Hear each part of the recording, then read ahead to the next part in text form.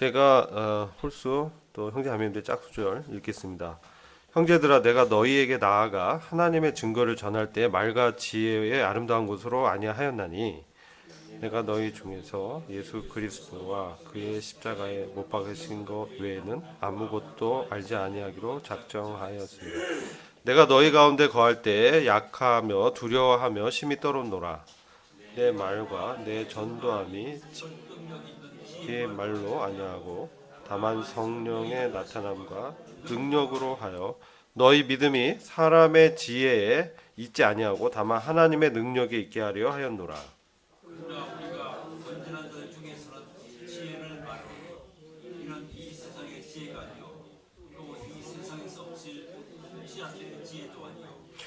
칠절 오직 비밀한 가운데 있는 하나님의 지혜를 말하는 것이니 곧 감추었던 것인데 하나님이 우리의 영광을 위하사 만세 전에 미리 정하신 것이라.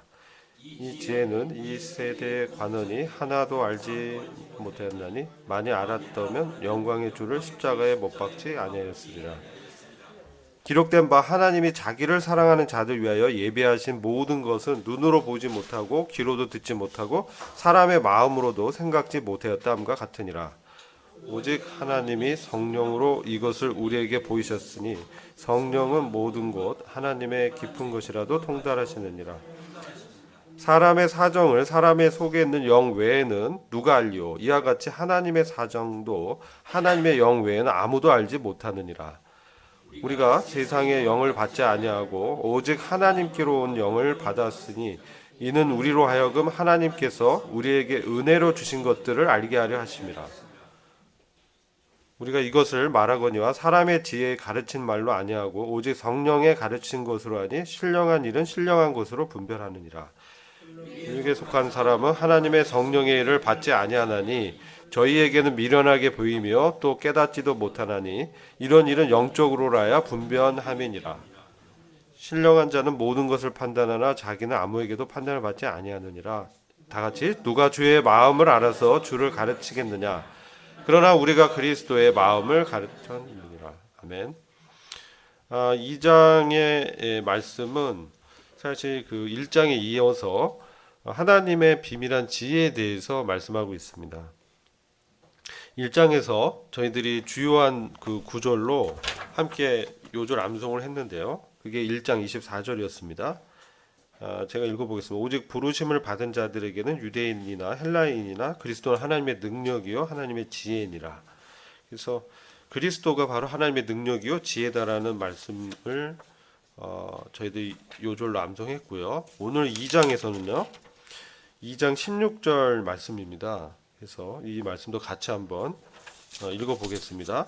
방식은 지난번과 같이 하겠습니다. 시작. 고린도전서 2장 16절 말씀. 누가 주의 마음을 알아서 주를 가르치겠느냐? 그러나 우리가 그리스도의 마음을 가졌느니라. 고린도전서 2장 16절 말씀. 예, 그래서 고린도전서 2장에서 저희들이 이제 문제도 여러 문제 있는데요. 사실 이 구절은 16절까지 있는 짧은 본문이긴 하지만 이 안에 담겨진 영적 의미는 매우 깊습니다.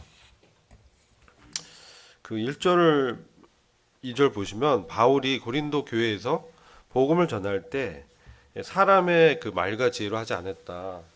이 고린도 지역이 아시다시피 이 철학이라든지 여러 이방의 사조들로 상당히 어떤 현대적으로 발전된 도시였다 이렇게 말할 수 있죠. 그래서 그 당시 그리스 철학이라든지 이런 철학사조들이 쭉 이어서 로마 시대까지 영향을 미치고 있던 때이기 때문에 웅변가들이 사실 많았죠.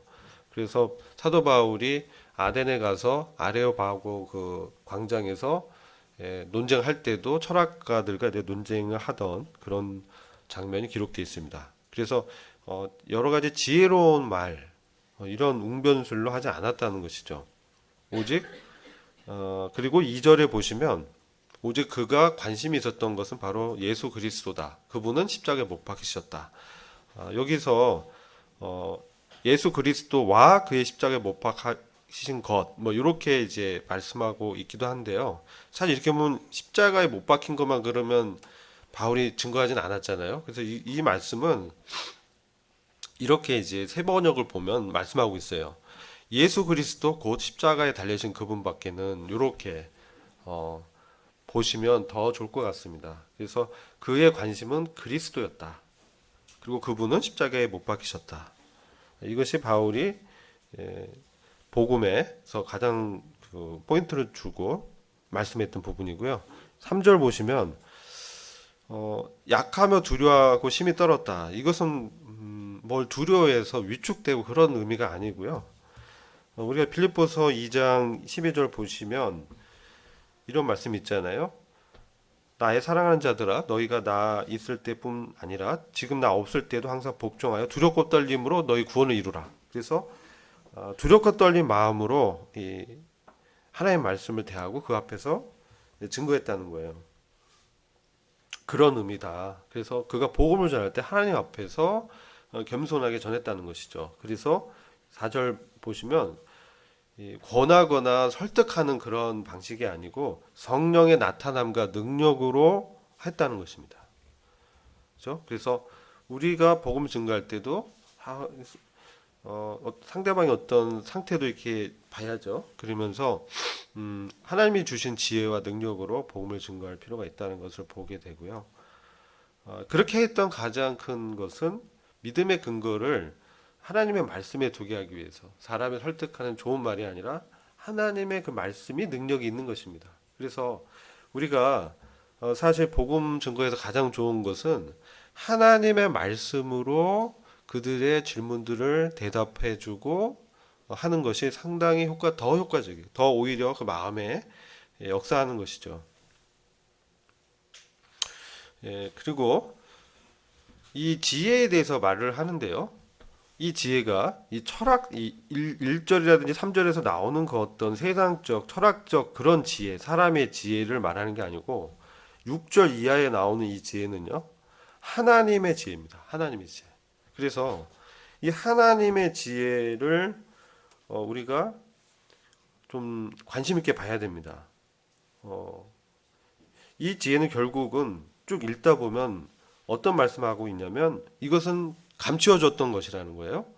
감추어진 지혜인데 이것은 만세 전에, 영세 전에 미리 정해진 하나님의 지혜다. 그래서 우리를 영광스럽게 하시려고 만세 전에, 영세 전에 미리 정하신 지혜다. 이렇게 말씀합니다. 그래서 이것은 사실 믿지 않고 이 세상 사람들은 아무리 그가 뛰어난 현인이고 여러 가지 통찰력이 있다 할지라도 이 하나님의 이 지혜에 대해서는 알 수 없다는 거예요.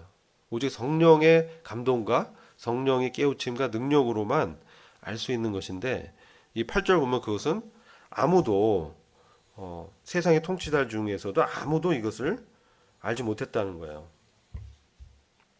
그것을 보게 되고 이것은 2장 9절에 또 보면 이사야서 64장 4절을 인용하시면서 자기를 사랑하는 자들을 위해서 예비하신 것이라고 말씀하고 있고요. 눈으로 볼 수도 없고 귀로도 듣지 못했고 사람의 마음으로는 도대체 생각할 수도 없던 그런 것인데 하나님의 성령님이 그것을 우리에게 보여주셨다는 거예요. 그래서 왜 하나님의 성령을 말씀하냐면 이 성령님만이 하나님의 깊은 것을 통찰하시는 분이시기 때문에 저희들에게 하나님의 심중에 있는 계획들을 알려주신다는 것이죠. 그러면 형제자매님, 그럼 이 하나님의 지혜가 어떤 것이었을까요? 한번 생각해 보셨는지. 하나님이 만세 전에 미리 정하신 그러한 사실이 있었다는 거예요. 지난 시간에 좀 말씀을 드렸는데 저는 이 말씀 보면서 에베소서 말씀을 좀 생각하게 됐습니다. 에베소서 1장 4절부터 보시면 여기도 창세전에 그 세상을 창조하기 이전에 하나님께서 계획하신 것들을 말씀하고 있는데 에베소서 1장 4절에서 6절을 한번 같이 읽어보겠습니다. 다 찾으셨죠? 한번 읽어볼게요. 시작. 곧 창세 전에 그리스도 안에서 우리를 택하사 우리로 사랑 안에서 그 앞에 거룩하고 흠이 없게 하시려고 그 기쁘신 뜻대로 우리를 예정하사 예수 그리스도로 말미암아 자기의 아들들이 되게 하셨으니 이는 그의 사랑하시는 자 안에서 우리에게 거저 주시는 바 그의 은혜의 영광을 찬미하게 하려는 것이라. 아멘. 참 주님께서 사실 이러한 비밀스러운 우리의 어떤 구원, 또 은혜로 얻는 구원, 이런 것들에 대해서 창세전에 미리 아버지 하나님과 정하셨다는 것이죠. 그래서 그런 말씀 드렸잖아요. 이런 정하심은 우리가 구원 받을 것을 하나님이 미리 아셔서 우리를 택하셔서 부르시는 것이다. 이런 말씀을 드렸지. 이것이 하나님께서 이 사람은 천국가, 이 사람은 지옥가 이렇게 정했다는 얘기가 아니라고 말씀드렸어요. 그래서 하나님은 우리를 이미 창세전에 아셨다는 거예요. 우리를. 그래서 다윗의 시편을 보면 태어나기 전에 혹은 태중에 있을 때 그를 알고 그런 말씀이 나와요. 그죠? 그래서 하나님께서는 우리를 알고 계시고 그리고 우리를 부르셨다는 거예요. 그래서 어떤 깊은 뜻이 있었냐면 하나님이 그것을 기뻐하신 뜻인데 우리를 그리스도 안에 두셨다는 겁니다. 그리스도와 연합시켰다. 그리스도의 죽으심에 또 그분의 부활하심에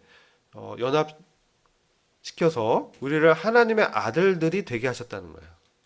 그래서 죄인은 우리가 사실 아담과 하와도 사실 하나님의 아들이었잖아요. 아담이 그 누가복음 보면 족보에 보면 하나님의 아들로 아담을 말씀하고 있어요. 그래서 이것은 매우 놀라운 사실이죠. 우리가 이 사실을 한번 깊이 생각해 볼 필요가 있어요. 아니 하나님께서 뭐가 부족하시다고 만세 전에 이미 우리를 하나님의 상속자로 택하셨다는 거예요. 그리고 이런 성령을 통해서 그런 하나님의 깊은 뜻을 우리에게 알려주시면서 이것이 우리의 어떤 행위에 기반한 것이 아니다. 그리스도의 십자가의 죽으심과 부활하심을 근거해서 그분의 완성된 구속 사역에 근거해서 이것이 가능케 된 일이라는 것이죠. 믿음으로 하나님의 의를 얻게 하셨다. 이것은 사실 구약 시대라든지 율법의 정신이라든지 이 세상의 철학 사조에서 이런 것이 없죠. 가만히 이 세상의 어떤 사상들은요 대부분 인과응보예요. 종교적인 이런 것들 보면 그래서 덕을 쌓아서 선행해서 구원을 받는다, 그죠? 해탈한다 이렇게 얘기하고 그렇게 그래서 도를 쌓아야 되는 것이죠. 이게 율법주의자들이 빠지는 오류가 처음엔 성령으로 시작하지만 육체로 마친다 이런 말씀이 있잖아요. 갈라디아서 보면.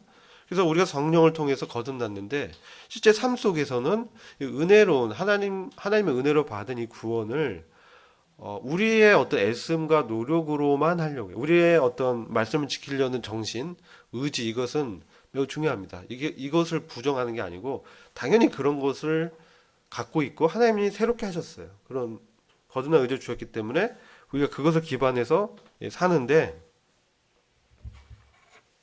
성령님의 능력을 통해서 우리 성화의 구원을 이뤄 나간다는 것이죠. 그래서 이런 부분들을 말씀하고 있어요. 그래서 이거 아주 신비로운 하나님의 지혜고 감추어졌던 것인데 지금은 이게 우리에게 계시되었다. 이제 설명되어 나타났다. 그리스도 안에서 다 이것이 우리의 것이 되었다는 것이죠. 이렇게 말씀하시면서 6절 좀 중요한 부분을 잠깐 언급하겠습니다. 6절 부분 보시면 온전한 자들 중에서 이 지혜를 말한다는 거예요. 이 온전한 자들, 이 온전한 자들에 대한 해석이 좀 중요하다고 보여집니다. 그래서 이 고린도전서에서는 2장에서 15, 16절에 나오는데 신령한 자라는 말이 있고, 그렇죠? 2장 15절 보면 신령한 자는 영적인 자는 모든 것을 판단하고 자기는 아무에게도 판단을 받지 않는다. 이 신령한 자가 아마 이 성숙한 그리스도인을 말하는 것을 분별합니다. 그래서 또 2장 16절에 이 사람은 주님의 마음을 알았다는 거예요. 주님의 마음을 알아서 주님의 그 뜻을 알기 때문에 그 뜻에 맞춰서 사는 것이죠. 그래서 누가 주의 마음을 알았느냐? 그러나 우리는 그리스도의 마음을 가졌다. 여러분들 이렇게 우리가 그리스도의 마음을 가졌다라는 도전을 하고 있는데 정말 이 그리스도의 마음이 어떤 걸까요? 예, 빌립보서 2장에 또 성경도 성경으로 또 해석할 수 있잖아요. 빌립보서 2장에 보시면 5절에 나오죠. 너희 안에 이 마음을 품을지니 곧 그리스도 예수님 안에도 있었던 마음이다. 그분은 하나님의 모습을 지니셨으나 하나님과 동등함을 당연하게 생각지 않으셨다. 이게 세 번역입니다. 세 번역으로 제가 좀 읽어드린 거예요. 오히려 자기를 비워서 종의 모습을 취하시고 사람과 같이 되셨습니다. 그는 사람의 모양으로 나타나셔서 자기를 낮추시고 죽기까지 순종하셨으니 곧 십자가에 죽기까지 하셨습니다. 그러므로 하나님께서는 그를 지극히 높이시고 모든 이름 위에 뛰어난 이름을 그에게 주셨습니다. 만왕의 왕이요 만주의 주로 우리 주님을 부르게 하시고 그분 앞에 모든 무릎을 꿇게 했습니다. 하늘에 있는 것이나 땅에 있는 것이나 모든 것을 예수라는 이름에 무릎을 꿇게 하시고 모두가 예수 그리스도는 뭐라고 고백해요? 주라 시인하고 고백하고 하나님 아버지께 영광을 돌리게 하셨다. 예수 그리스도의 이름이 주라는 거죠. 호칭이. 그래서 우리 주님은 놀라운 분이신데 우리 안에 이분이 사신다는 거, 성령을 통해서 들어오셨다는 거. 이것은 사실 놀라운 하나님의 비밀입니다. 그래서 이 성령을 받은 사람 외에는 영적으로 이것을 경험하고 살고 있는 사람 외에는 아무도 알 수 없는 거예요, 사실. 이걸 아무리 얘기해줘도 이해를 할 수 없어요. 제가 예전에 복음을 지금 뭐 아직 구원을 못 받으셨는데 당시만 해도 한 10년 가까이 구도자 생활을 하셨어요. 그래서 성경을 완전 통달하셔서 더 잘하세요. 굉장히 학식적으로 뛰어난 분인데 자매님은 이제 구원 받으신 자매인데 남편분인데 뭐 일반 교박교회도 오래 계시고 했는데 이제 구원 받은 줄 알았어요. 근데 쭉 교제하다 보니까 사도행전 교제하다가 성령님에 대해서 얘기할 때 이게 막히는 거예요. 성령님의 운행에 대해서 이해함이 없고 성령님이 안에 계셔서 활동하시고 그분과 교제하는 이러한 교제에 대해서 무지한 거예요. 알고 보니까 이제 구원받지 않았다 이거죠. 그래서 이것은 사실 우리 안에 계신 성령님을 통해서 알 수 있다. 근데 이 지혜는 바로 성령님이 우리 안에 들어오시고 우리가 하나님의 아들들로 우리를 예정하셔서 우리의 삶 가운데 주님과 동행하면서 그리스도와 연합된 믿음으로 살게 하신 이 지혜는 2장 8절에 보면 이 세대 관원은 아무도 몰랐고 만약 알았다면 영광의 주를 십자가에 못 박지 않았을 것이다. 그죠? 이거 알았다면 어떻게 주님을 십자가에 못 박을 수 있겠습니까? 그래서 이런 놀라운 이 진리 이것은 9절 보면 하나님이 자기를 사랑하는 자들을 위하여 예비하신 모든 것은 놀랍습니다. 그 사실 신에 속한 하늘의 영적인 복을 우리에게 다 은혜로 주시겠다고 하신 거예요. 마치 이스라엘 그 민족이 가나안에 들어가서 정복하지도 않았던 그 땅을 다 소유로 주셨다라고 말씀하는 바와 같이 신에 속한 모든 것들, 영적인 그러한 것들을 우리한테 주셨다. 이게 베드로서 보면 나오잖아요. 이게 자기를 사랑하는 자를 위해서 예비한 모든 것이라는 거죠. 근데 이것이 뭐냐면 은혜로 주어지게 믿음을 통해서 하나님 주시는 거예요. 그래서 믿음이라는 것이 하나님을 아는 어떤 통로이고 하나님께 우리의 모든 것을 맡겼을 때 하나님께서 우리 안에서 기뻐하시고 우리 안에서 행하시는 것이죠. 그래서 성령님은 이런 것들을 아시기 때문에 우리 안에서 하나님의 깊은 것을 말씀하시고 때로 우리가 실패하고 넘어지면 어떻습니까? 우리를 위해서 말할 수 없는 신음으로 또 기도하시고 중보하시는 그런 분이고 그렇죠? 그래서 우리 사정을 잘 알고 계시다.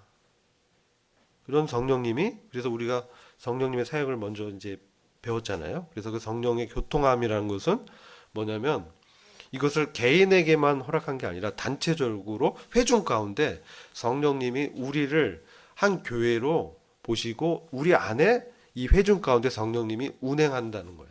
그래서 요한계시록 보면은 1장에 보면 일곱 촛대들 가운데 거느시는 그리스도 대제사장 되신 그리스도의 모습을 요한이 봤거든요. 근데 그것이 뭐냐면 이 교회 가운데 운행하시는 바로 그리스도, 교회 머리 되신 그리스도.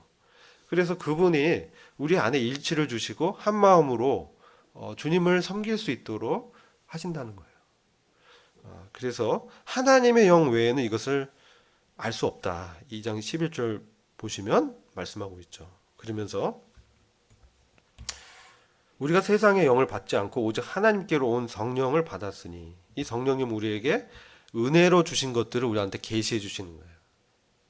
그러니까 세상은 뭐냐면 인과응보적인 어떤 사상이 있기 때문에 그래서 어떻습니까? 제한된 자원에서 서로 경쟁하게 하고 그렇죠? 이 죄로 인해서 어그러진 이 세상의 질서가 그렇잖아요. 양육강식과 인과응보 이런 것들이 다 혼재된 그런 상황에 우리가 있습니다. 그래서 그러한 타락한 세상에서 우리가 살 수밖에 없는 태어나서 죄인으로 태어나가지고 살 수밖에 없었던 우리에게 하나님이 창세전에 미리 우리를 아시고 우리가 구원받을 줄 아시고 그리스도를 보내시고 우리를 구원하셔서 하나님의 아들들로 삼으시고 우리 안에 말씀을 하신다는 거죠. 그래서 2장 13절을 보면 이것은 신령한 일인데 영적으로만 알 수 있다는 거예요. 이 세상에 어떤 그 철학자들이나 이런 사람들 뭐 니체라든지 유명한 사람들 있잖아요. 더 올라가면 소크라테스라든지 네 자신을 알라 유명한 말 했잖아요. 맞는 말 하시잖아요. 가끔 네 자신을 알라. 그렇죠. 이 죄인이라는 사실을 알아야죠. 그래야 하나님 앞에 나와서 구원을 받을 수 있잖아요. 그래서 이런 것은 바로 성령을 통해서 또 기도를 통해서 우리 안에 역사한다. 그래서 영적인 일은 사실 말씀과 기도를 통해서 우리 안에서 분별되고 우리 안에서 말씀하는 그 그리스도 영을 통해서 그리스도를 통해서 우리가 우리에게 주신 것들 은혜로 주신 것들을 알아가는 것이 인생이다. 이렇게 말씀하고 있습니다. 그래서 이 영적인 사람은 모든 것을 판단한다. 이거 어떻게 보면 참 교만한 말일 수 있잖아요. 영적으로 성숙한 사람은 사실 주님의 마음을 알기 때문에 주님의 그 성령을 통해서 분별할 수 있다는 거예요. 그죠? 그리고 다른 믿지 않는 사람들이라든지 또 어떻게 보면은 미성숙한 성도로부터 여러분들이 미성숙하다는 얘기가 아니라 때로는 그런 오해도 받기도 하고 판단을 받는 것처럼 비방을 받을 때도 있어. 그렇죠? 우리 주님도 유대인들 가운데서 비방을 받으셨잖아요. 돌로 맞아서 죽으실 뻔도 하셨잖아요. 하나님 아들이라고 하니까. 그죠? 많은 기적과 표적을 행하셨지만 사실 요한복음 12장 그 30절과 50절 사이 보면 주님이 그들에게 표적과 기사로 행했지만 그들이 믿지 않고 오히려 주님을 핍박하던 이런 것도 보게 됩니다. 근데 우리도요. 세상 가운데 혹은 성도들 안에서도 오해를 받을 수도 있고 판단받는다고 느껴질 수 있어요. 그러나 우리는 그리스도 안에서 뭡니까? 죽은 자라는 거죠. 그리고 그리스도 안에서 산 자기 때문에 그런 사람의 어떤 판단이나 이런 것이 우리를 어떻게 할 수 없다. 그래서 로마서 14장이라든지 이런 데 가서 보면 성도를 이제 판단하지 말라. 이런 말씀이 이제 있습니다. 그리고 이 16절 보면 누가 주의 마음을 알아서 주를 가르치겠느냐. 그래서 이건 아까 말씀드렸죠. 그리스도의 마음이 어떠한가. 빌립보서 2장에 주님의 마음을 우리가 알고 있습니다. 그리고 이 완전한 자, 온전한 자라는 것은 사도 바울의 서신에서 몇 군데씩 이렇게 말씀해요. 지금 2장 고린도전서 2장 6절 온전한 자들 중에 제일 말한다. 이 온전한 자라는 게 아까는 이제 주님의 마음을 알고 영적인 그리스도인 이렇게 말씀드렸고요. 그리고 고린도전 16장 15에서 17절, 18절 보면 스데바나 집안이라든지 이렇게 말씀해요. 스데바나의 집은 곧 아가야의 첫 열매요. 또 성도 섬기기로 작정한 줄 너가 아는지라 내가 너희를 권하노니 이 같은 자들과 함께 일하고 수고하는 모든 자에게 복종하라. 스데바나 부드나도 이런 이 사람 이름을 언급합니다. 근데 이런 사람들, 그러니까 고린도 교회 지역에 영적으로 이제 성숙한 그런 형제가 있었다. 그래서 이 온전하다는 뜻은 영적으로 성숙했다 이런 뜻입니다. 그리고 빌립보서 3장 15절도 참고 구절로 해 두시면요. 누구든지 우리 온전히 이룬 자들은 이렇게 생각할지니 만일 무슨 일에 너희가 달리 생각하면 하나님 이것도 너에게 나타내시리라. 그래서 빌립보 서신에서도 바울이 온전히 이룬 자, 영적으로 성숙한 사람을 말씀하고 있어요. 이런 사람들은 그리스도 안에서 믿음이 이제 성장한 그러한 사람들이라는 것이죠. 그래서 오늘 이제 고린도전서 2장의 주요 내용들을 한번 살펴봤고요. 이외의 시간은 이창훈 형제님께서 여기 있는 문제를 주요 문제들 중심으로 함께 나누도록 하겠습니다.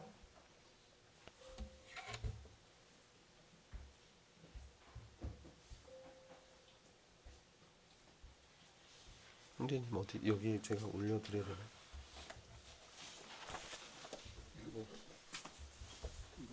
띄워야 되는 것이 지금. 줌으로 하시게요? 어떻게 하시게요? 지금 제가 올려놓으셨어요? 네, 제작을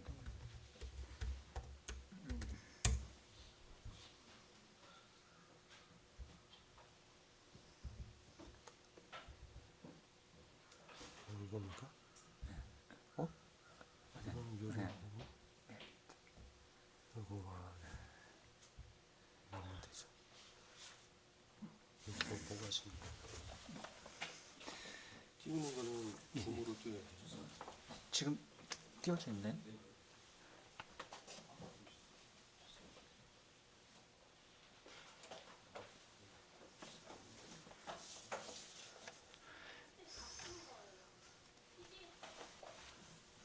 알겠습니다. 안녕하세요, 이창훈 형제입니다. 제가 이제 문제 풀이를 하러 이렇게 나왔습니다. 성도님들 이거 해보시니까 이렇게 좀 어떠셔요? 쉽지 않으시죠? 어렵지요? 저도 이거 하는데 이거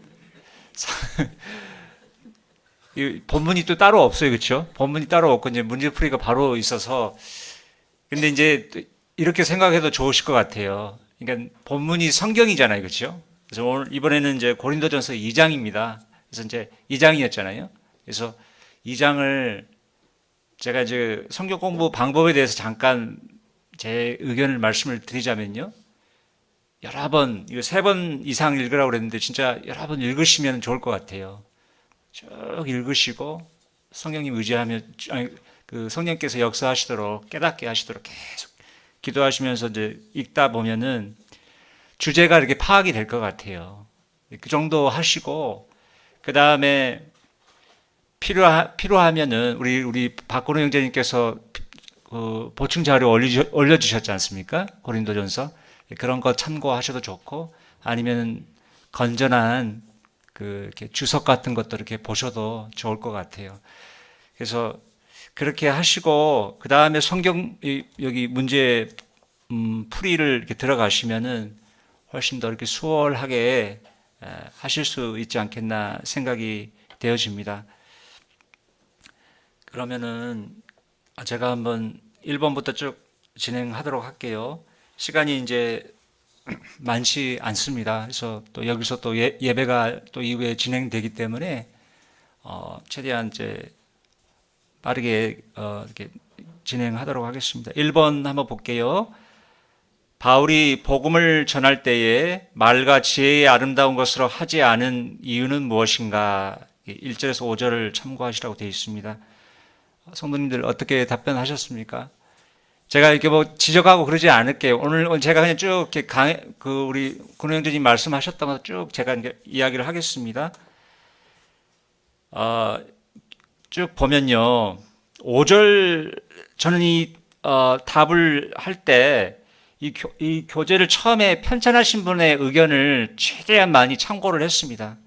기도하면서 또 성령께서 깨닫게 하시지만은 또 교재 편찬자의 의견을 많이 참고했고요. 아무튼 1번에서 이 부분, 1번에 대한 부분은 5절 보니까요. 복음을 듣는 이들의 믿음이 사람의 지혜에 있지 아니하고 다만 하나님의 능력에 있게 하려 하기 위함이다. 이렇게 5절에 나와 있습니다. 그래서 그 부분을 제가 이렇게 답으로 이렇게 올려봤습니다. 사실 이제 바울은 본인이 복음을, 하나님의 그 증거를 전할 때에, 복음을 드러낼 때에 정말 조심했습니다. 자기 자신이 드러나지 않도록. 자기의 어떤 방법으로, 자신의 어떤 지혜나 이런 것들, 그리고 아까 우리 박근혜 형제님 말씀하셨지만, 웅변술이라든지 화려한 말솜씨, 그런 어떤 사람의 지혜가 드러나지 않도록 굉장히 주의했던 것 같습니다. 그래서 그 복음의 내용은, 아까도 우리 박근혜 형님 다 언급하셨지만은, 예수 그리스도와 그가 십자가에 못 박히신 것이었습니다. 바꿔 말하면요, 예수 그리스도라고 하는 그분의 어떠하심, 그분의 인격에 관해서 이야기를 했고요. 그리고 그분께서 십자가에 못 박히셨다는 겁니다. 그게 이제 그분의 사역에 관해서 이야기를 했다는 것이죠. 그것이 핵심 내용이었습니다. 그래서 바울은 결국은 이 복음을 듣는 이들의 믿음이 사람의 지혜에 있지 아니하고 다만 하나님의 능력에 있게 하기 위해서 이렇게 했다는 것이지요. 그렇게 정리하시면은 1번 법은 좋겠습니다. 그리고 또 밑에 또 이런 또 추가 문제들이 있네요. 또한 약하며 두려워하며 심히 떨었다는 말의 의미는 무엇인가요? 이렇게 되어 있습니다. 참고 구절이 쭉 있고요. 이런 부분은 제가 읽지 않겠습니다. 약하며라는 말은 아까 우리 근우 형제님 다 이렇게 언급을 하셨어요. 그래서 자신의 능력을 의지하지 않고 하나님만 의지하려고 했다는 것입니다. 그리고 또 두려워하며 심히 떨었노라는 부분은요, 자신의 능력이 나타날 것에 대해서 그런 어떤 두려움이 있었다는 것이고요. 그리고 자신에게 맡겨진 그 과업을 하나님의 방법으로 잘 끝낼 수 있을까에 대한 염려가 항상 있었다는 것입니다. 그래서 바울이 그러한 표현을 했다고 생각이 되어집니다. 2번 내용을 볼게요.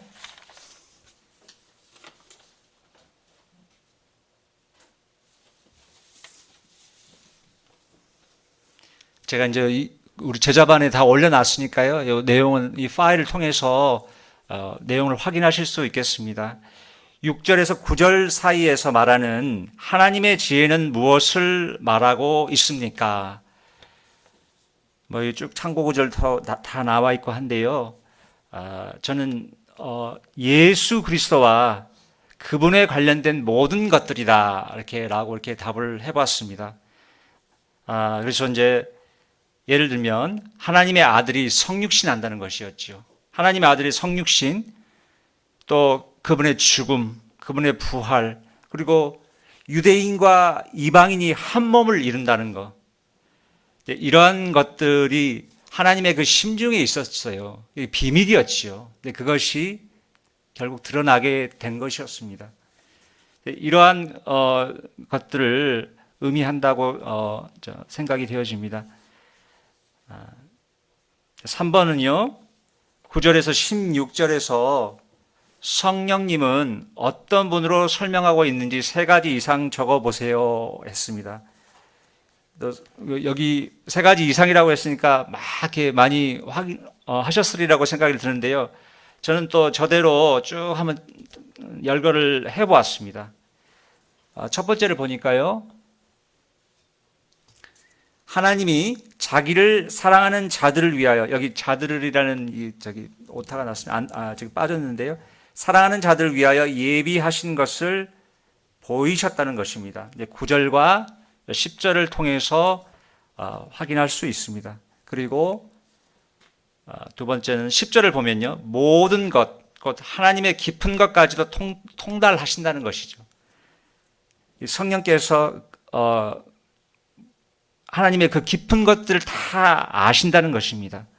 또 성령께서는요, 12절을 보면요, 하나님께서 우리에게 은혜로 주신 것들을 알게 하신다는 겁니다. 그래서 우리가 살다 보면 하나님 은혜로 우리가 살게 되는구나, 살고 있구나, 감사함이 있잖아요. 성령님께서 역사하시는 거거든요. 우리 마음이 냉랭하고 그러면 그렇지 않거든요. 우리 마음이 이제 성령님으로 충만하게 되면은 우리 마음의 은혜로 우리가 하나님 은혜로 사는구나, 감사함이 있게 되는 것이죠. 그래서 이제 하나님께서 우리에게 은혜로 주신 것들을 알게 하신다는 거고요. 네 번째는요, 13절을 보면 성령께서 가르친 것으로 말하게 하셔서 영적인 일은 영적인 것으로 분별하게 하신다는 것입니다. 그런 13절에 그런 부분이 또 나와 있고요. 14절은요. 또 하나님의 성령의 일들을 받게 하신다는 것입니다. 성령님의 역사입니다. 그래서 복음을 들을 때 결국 성령께서 그의 마음을 열어주시는 거거든요. 그래서 믿게 되는 것입니다. 그렇죠? 성령께서 역사하지 않으시면 믿고자 해도 마음이 열리지를 않는 거지요. 그리고 그 다음은요, 15절을 보면요, 모든 것을 판단할 수 있게 하십니다. 그리고 16절에서는요, 그리스도의 마음을 가지게 하신다는 겁니다. 우리가 성령을 통해서 그리스도의 마음을 가져서 이 세상에서 살게 하신다는 것입니다. 그래서 성령의 이 역할을 여기서도 이 고린도전서 2장에서 이렇게 많이 확인할 수가 있는 것 같습니다. 다시 한번 이 부분들 묵상해 보시면 참 좋을 것 같아요. 그리고 또 여기 밑부분 3번 아래 부분에 또 추가 문제가 있네요. 또한 바울이 자신의 전도 방법에 있어서 재차 강조하고 있는 것은 무엇인가? 13절 이렇게 돼 있는데요. 보면요, 사람의 지혜가 가르친 말로 아니하고 오직 성령께서 가르치신 것으로 했다는 것입니다. 바울은 다시 한번 말씀을 드리면 사람의 지혜로 말씀을 전하지 않았다는 것입니다. 오직 성령님의 능력을 좇아서 말씀을 증거했다는 것입니다. 자, 네 번째는요, 육에 속한 사람이 하나님의 일을 깨닫지 못하는 이유는 했습니다. 이제 14절 참고 구절이 되어 있는데요. 여기서 말하는 이 육에 속한 사람은 믿지 않는 사람이라고 보시면 좋겠습니다. 그래서 믿지 않는 이 육에 속한 사람은 하나님의 성령의 일들이 어리석게 보이고요. 그 사람에게는요. 그리고 알 수도 없다는 것입니다. 그래서 그것은 이제 성령이 계시지 않기 때문에 그렇다는 것이죠. 그래서 성도님들 그 교회에 다닌다고 하시는 분들하고 우리가 보통 말하는 교파교회 다니신다는 분들하고 보통 이야기하다 보면 다 그런 건 아니죠. 이야기가 좀 안 될 때가 있어요. 그렇죠? 저분 말씀 아는 것 같은데 근데 거듭나지 않았다는 생각이 탁 들어요. 그렇죠? 우리 박근혜 형제님께서도 이제 그런 이야기를 하셨습니다만은 그래서 육에 속한 사람은 하나님의 일을 깨닫지 못한다는 것입니다. 성령님이 계시지 않기 때문에. 자, 그 다음에 5번을 볼까요? 15절을 해석해 보세요라고 되어 있습니다.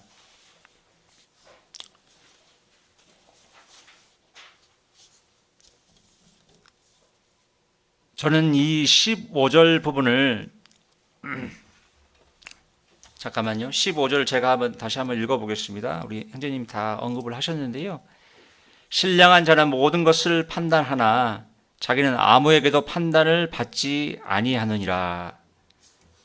근데 이 부분을 한번 제가 저의 말로 한번 표현을 해봤습니다. 성령으로 인도함을 받는 영적인 사람은 모든 영적인 일들을 분별하여 판단할 수 있고 아무에게도 판단을 받지 않습니다. 이렇게 표현을 해봤습니다.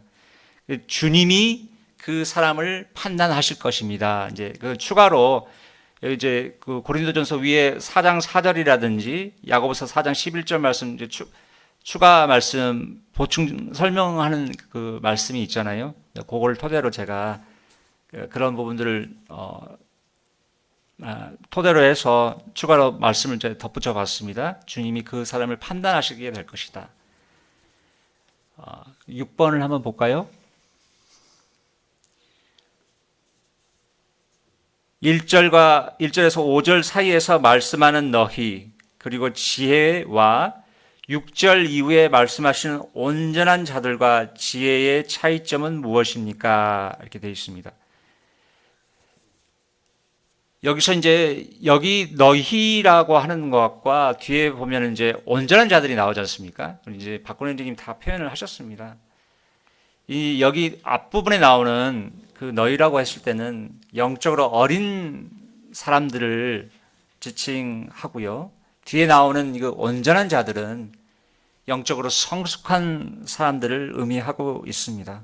그리고 이제 앞부분에 1절에서 5절 사이에 나오는 그 지혜는요, 사람의 지혜를 이야기를 하고 있습니다. 그리고 대조적으로 6절 이후에 말하고 있는 그 지혜는 하나님의 지혜를 이야기하고 있습니다. 그래서 이제 이 그 대상이 다른 것들을 이제 너희와 이후에 말씀하는 그 너희와 온전한 자들을 이제 대비하고 비교하고 있고요. 그 다음에 그 앞부분에 나오는 그 지혜와 그 사람의 지혜와 하나님의 지혜를 이렇게 비교하고 있는 것입니다.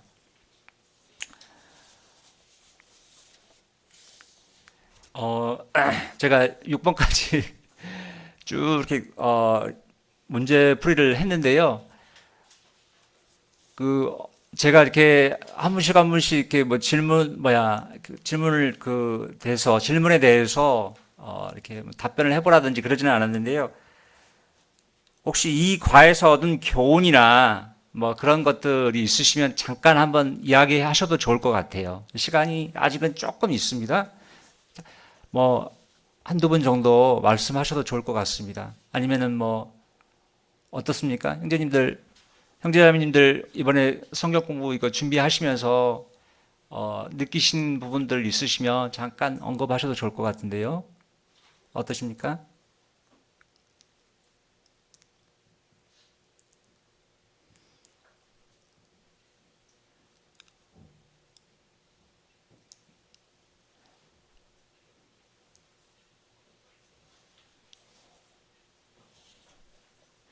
제가 뭐 따로 뭐 지적하고 그러지는 않을게요. 저도 어떻게 이렇게 진행을 할 건지 저도 한번 오늘 이렇게 이후에도 한번 생각을 해보겠습니다. 그래서 가장 어떤 좋은 방법, 그런 어떤 방안으로 이렇게 성도님들과 이렇게 교제할 수 있도록 할게요.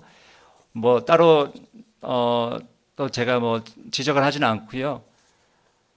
뭐 시간이 이렇게 조금 남긴 했는데 권우 형제님 더 하신 말씀 있으신가요? 어떻습니까?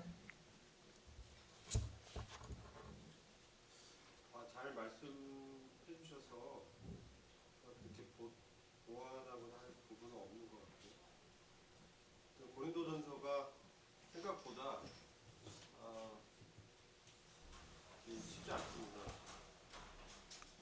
생각보다 이 고린도전서의 주석들을 보면 의견들도 좀 나뉘고, 아까 이제 영적인 사람과 육적인 사람이라든지 고린도전서 3장 2에서 3절에 나오는 부분도 있거든요. 그래서 이 2장에서 나오는 육에 속한 사람은요, 내추럴 맨으로 되어 있습니다. 내추럴 맨. 그래서 자연인, 구원받지 않은 사람을 얘기하는 거예요. 육에 속한 사람. 그리고 그 영적인 사람, 신령한 사람은 spiritual man에서 영적인 사람, 영적으로 성숙한 사람. 근데 3장에 넘어가서 보면 육신에 속한 자가 또 나와요. 그거는 카널이라 나와요. 육신에 속한 자, 미성숙한 그리스도인. 이렇게 이제 분별을 이렇게 따로 하고 있습니다. 그리고 그런 부분들을 고린도전서 보실 때 나눠서 좀 보시면 도움이 될 것 같습니다. 네, 감사합니다. 그러면요, 기도하시고 오늘 이렇게 마무리 짓는 걸로 하겠습니다. 아버지 하나님, 오늘 저희들 고린도전서 2장을 통해서 교훈받게 하시고 함께 나눌 수 있도록 인도해 주신 것 감사를 드립니다. 아버지 하나님, 참 하나님의 지혜가 참 무엇인지 다시 한번 저희들 생각하게 되었습니다. 아버지 하나님, 참 하나님의 그 온전한 지혜로 저희와 같은 자들을 이렇게 구원하시고 좀 놀라운 신분을 부여하시고 참 교회로 또 놀라운 축복을 주신 것을 감사를 드립니다. 아버지 하나님, 또 바울이 이 하나님의 증거를 드러낼 때에, 복음을 증거할 때 자신을 의지하지 않고 온전히 좀 하나님을 의지했던 것들을 기억하면서 저희들도 그러한 태도로 이 세상에 있는 사람들에게 좀 다가갈 수 있도록 인도해 주시기 원합니다. 오늘 이후의 시간을 주님께 의탁을 드리었고 감사드리며 예수 그리스도의 귀하신 이름으로 기도했습니다. 아멘. 수고하셨습니다.